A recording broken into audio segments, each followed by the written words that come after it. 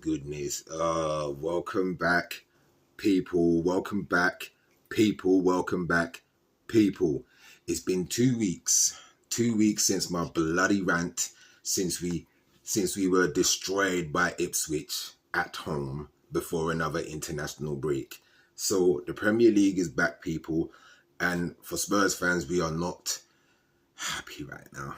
Still not happy. We're still not happy. Not even just because of the result 2 weeks ago, but because we're missing a bunch of players for the big game today at 5:30. I apologize that this video is a little late. It's not going to be a long one. It's going to be a brief one. But we've got too many players missing right now. We've got Van der Ven missing. We have Romero missing. We have Bentancur going through a 7-game suspension right now for his racist term talk with Sonny on international break, whatever. Look, I don't even care about any of that. What I do care about is, again, another summer transfer window where we looked at the squad, manager and the chairman and the higher-ups looked at the squad and thought, that is a perfect squad. So even if we get any injuries, we are still good. Still good. But here we are now. We have two of our best centre-backs missing. And we have no replacement for them other than Dragusin and Ben Davies, who isn't really a centre-back, let's be honest. You know what I'm saying? So, and then what happens if Dragusin gets injured? What happens if Dragusin gets a suspension? Or same for Ben Davies? We just have no cover. We have no cover for any of our positions. What happens if Udogie gets injured? Who's going to play in that position? Archie Gray, the centre-back? I mean, the centre midfielder? Is that where you're going to play? Or are you going to have to end up calling Serge Reguilon, who hasn't been in the squad at all? Or is that what you're going to have to do? What happens if Porro gets injured? We've got no cover for Porro. Bentancur, not really too fast, because as you guys know, I haven't really been impressed with Bentancur, especially this season. I've watched way too many games this season of Bentancur where he just... Sometimes he seems like he's not even on the pitch. I'm going to be honest. Sometimes it seems like he's not even on the pitch. I get frustrated with him standing there watching our defenders pass the ball between themselves and he doesn't collect the ball and bring it forward like how a Moussa Dembele or a Wanyama or a Palacios used to do. You know what I mean? So I get frustrated with Bentancur sometimes. So hopefully somebody else can take the helm and actually make it their position for a while. But who knows? And just Postecoglou said they're going to try and fight and appeal this suspension, but I doubt anything will come of it. Probably they might drop it down to 5 games. They might not. They might keep it at 7, or they might turn it to 9 for trying to appeal. You know what I'm saying? But who knows? All I know is that we have a big game today at the Etihad at 5:30 against Manchester City. Both bogey teams for both clubs. You know what I mean? Sometimes we can beat Man City, sometimes we can get brushed aside. And it's been like that since Manchester City fell onto a bunch of money and they had I think who was their first manager during then? I think it was Mark Hughes, wasn't it? Mark Hughes or something like that, when they brought in the Robinos and all of those guys there, the Jekos and all of those type of people there. But I don't know, man. Man City's always a weird game. Tottenham versus Man City is always a weird game. I can never put my finger on who's going to win, whether we're going to get a beat down or whether we're going to throw Man City over our lap and give them a spanking. It's always a roll of the dice when it comes to these games, man. I'm telling you, because you guys remember my previous video when we beat Man City in the cup. And I'm just like, I can't with this club anymore, bro. I can't do it with this club, I'm telling you. But we'll see what happens today, people, because they beat us back in May, or early in May this season. So they finally got their win at the Lane. That's what I'm going to call it. It's the Lane, not the Tottenham Hotspur Stadium. It's the Lane.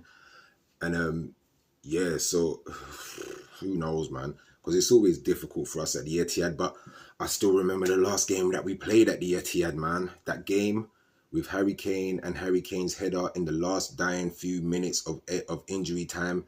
Bro, I think I was saying it to my dad as well. That game and that goal brought tears of joy to my eye. I can't lie to you, because watching that game, Harry Kane was absolutely unplayable. Should have had a hat-trick, but he didn't. but that was like the last awesome game of football I have probably seen in a long time from Tottenham Hotspurs, you know what I mean? And we just don't have that anymore. I don't know. I mean, yeah, sure, Son normally turns up when we play Manchester City, but I don't know. Son's been kind of on a decline lately as well, so who knows with that one. You know what I mean? And then we got the Pigeon who's still injured. Yeah, but don't worry, I'm pretty sure Richarlison will come good at some point when he's not injured. I'm pretty sure at some point Richarlison will come good because that's all I've been hearing from a lot of Spurs fans. Don't worry, he'll come good. £60 million worth of a Brazilian striker. He's Brazilian's number 9. He'll come good. Oh God, bro, I'm telling you, like we are. I don't want to get into it. I don't want to get into the rant again because right now the game hasn't started and I'm not sure how I'm going to feel after 5:30 when the game and the final whistle blows. So for now, we don't have let me see. I don't think we've got the team up yet. I don't think so. No, the team is not up yet. So I don't even know, and I don't even really care who plays.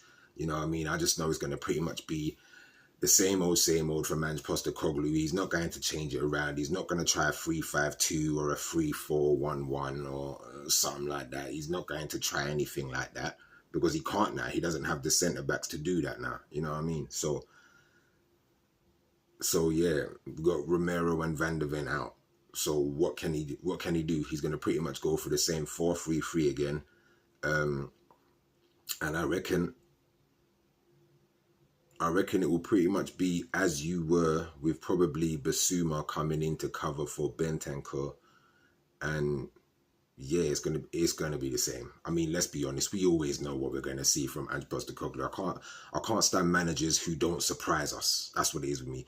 I need a manager who's going to surprise us. But again, I'm not gonna go into it. That's just how I feel. I feel like we need a manager who's going to surprise us, who's going to adapt, who's going to be adept at what he does, not just sticks to the same old formation, players, and substitutions at the same time. You know what I mean? We need to change that, man. But I don't know. I don't know what we're gonna do today. I don't know what we're gonna do today, guys. I don't have a prediction for you because I hate predicting these games, especially against Manchester City. I could say that it was like 2-2. It could end 2-2, but then we could end up holding a 7-1 beatdown. Like, you know what I mean? Basically, I'm not looking forward to it. But then I said that in the last game, and then I had to make a video saying that I can't with this club anymore. Like, oh God, bro. I don't know, people. But for now, that's all I've got for you. I should be back. If I don't make a video this evening after the game, then I'll make one first thing tomorrow morning, stating my emotions on how the game went and the scoreline, depending on what it was. You know what I mean? Who knows? It could end up just being a boring 0-0 draw. You know what I mean? That would be nice. That would be nice.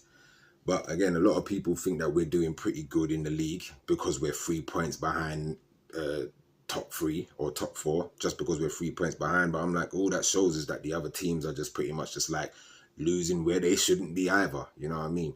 It still doesn't deny the fact that we've lost 5 games in 11. Well, yeah, 5 games in 11.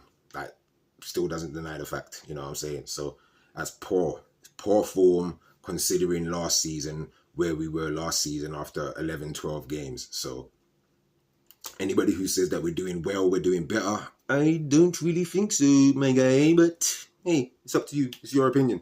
You know what I mean? But that's just me right now, people. I'm that Hotspurs guy, and I shall be back again later on this evening. Or yeah, probably tomorrow, actually. I'm going to be honest, probably tomorrow, because I'm kind of knackered right now, man. I woke up a couple hours ago. I've been working a night shift again, so yeah, I had to quickly get out this little preview video for you guys, because it has been 2 weeks, and I just didn't want to have to speak about Tottenham in those 2 weeks. You know what I mean? I just wanted to just rest on what the hell happened 2 weeks ago. But yeah, that's me, people. I'm that Hotspurs guy. Thank you for everybody who did like and subscribe and commented on the last video. You know what I mean? That's probably like one of the best videos that I've done in a little while. So thank you for that. But yeah, road to 100 subs, people. Let's get there. Thank you. Peace.